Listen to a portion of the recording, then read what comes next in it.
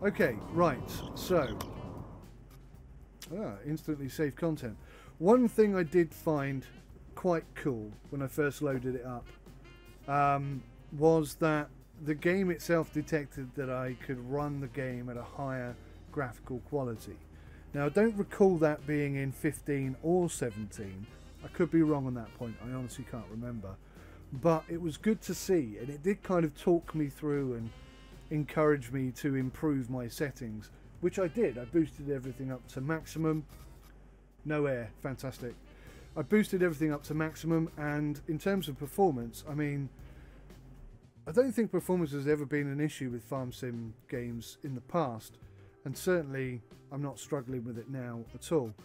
This, I believe, is a problem. I saw this on another video somewhere. The steering is an absolute shambles, and turning steering back speed down to 0 apparently seems to fix that. So I'm going to do that. Easy arm controls. Off. Don't want easy anything. Input help mode. Set which input controls are displayed. Ah. Alright, that makes me think that this auto input help mode thing is what was partially causing the problem. Like I say, it's not doing it now, but these were flicking between controller and keyboard like crazy people. Switch to trains. What does this do? Trains are accessible when switching vehicles. Off. I don't want to be able to switch vehicles at all. How do I turn that off? The vehicle camera will try and stay horizontal to the world. Radio range. Sets where the radio can be played. Yep. Radio's off anyway. Field info is on. Interactive zone markers. I'll leave that on for the time being. Help window on. Help icons in the game off. Show glowing icons in the world with information specific to some locations. Let's turn that on whilst we're starting out. Money unit, pound. Measuring unit, miles. Area unit, acres. Acres and acres of space. Now, do I have to save the game, or will that just automatically save those changes? I don't know. Pretty quick. Pretty quick save. Traffic is on. Dirt is normal. Automatic engine start is off. Stop and go braking is off. I hate that. One thing I am... let me know if you want to join us on FS19 multiplayer on dedicated server in a few days. 100% absolutely, Jimmy. I would love to do that. That would be awesome. One thing that I'd love to see in Farm Sim that's never been there, and it's a complete frustration to me. It's a total anomaly as well. Why don't they have gearing for the tractors? Why don't they have gears? There's a fantastic mod. I think it's called the Gear mod or something equally as obvious as that. But in Farm Sim 17, the minute I added that to the game just exploded. It just became it became so much more realistic. It was a change that I should have applied right from the get-go. But unfortunately, when Farm Sim games come out, there are no mods to support it, so it wasn't an option at the beginning. But it changes the game so much. It's like playing a driving game without a steering wheel. The second you get a steering wheel, it just feels so much more realistic. And that's what gears are like for me. Now, I don't know if that gearing mod is going to make its way to Farm Sim 19. I can only hope that it will, but if it doesn't, then, you know, that alone might be enough for me to go back and play Farm Sim 17 instead of 19, because it's so much more realistic to have gears. And I can't believe they still haven't implemented gears into the game. Crop destruction is in the game now, at last. It only took, what, 5 years? Unbelievable. Okay, plant growth normal. Helper refill fuel. Yep, that's fine. Refill, that's fine, no problems. Okay, good. Right, let's start at the beginning. So that's the map. This is the in-game prices, and it seems like There's a lot of stuff now.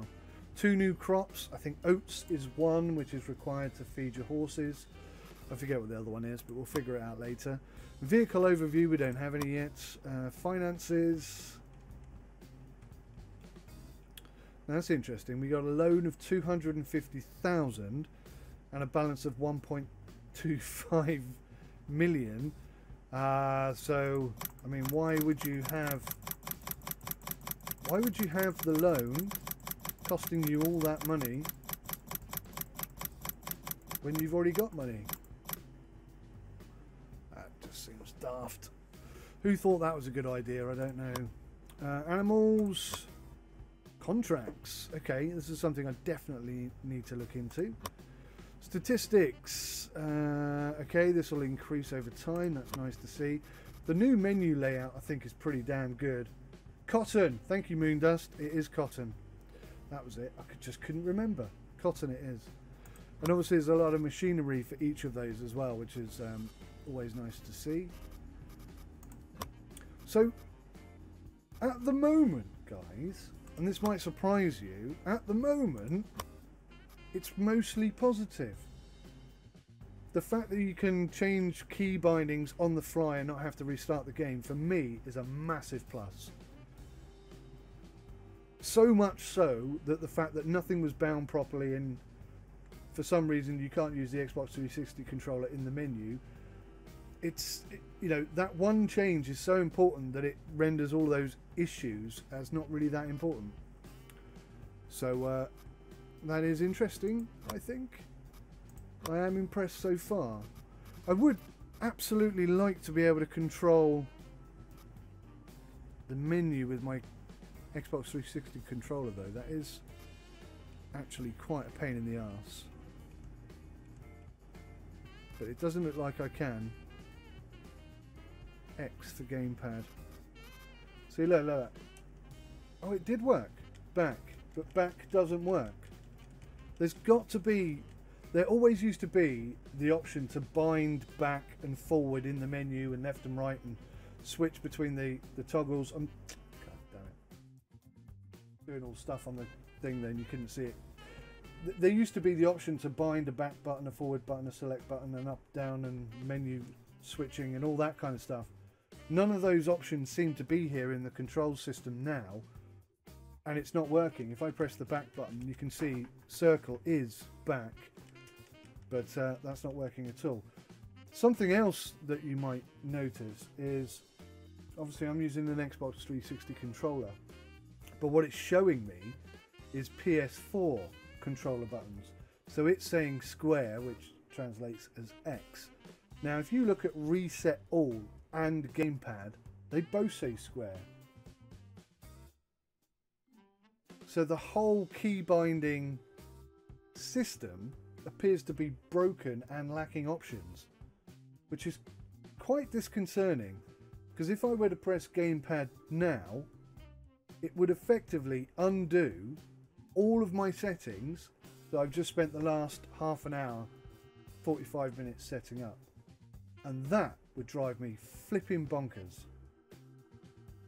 Jimmy Daly's just said all the settings changes that I've just applied will probably go back to default if I close the game, a bug that they have to fix. Wow, if that is an existing bug, then everything I've just said is null and void, because that would be horrific. That would require me to spend 45 minutes resetting up all of these keybinds each time I start the game. Wow. I knew this game was buggy. People were telling me it was buggy, but my word, that's a biggie. I mean, that's enormous. Happened to you on the G29? Well, I'm using a G29 as well, so thanks for the heads up. I can expect that to happen now. I'm half tempted to turn it off and start it again and see if it happens, but then I'd have to go through and rebind all my keys for another 45 minutes. I think we've done enough of that.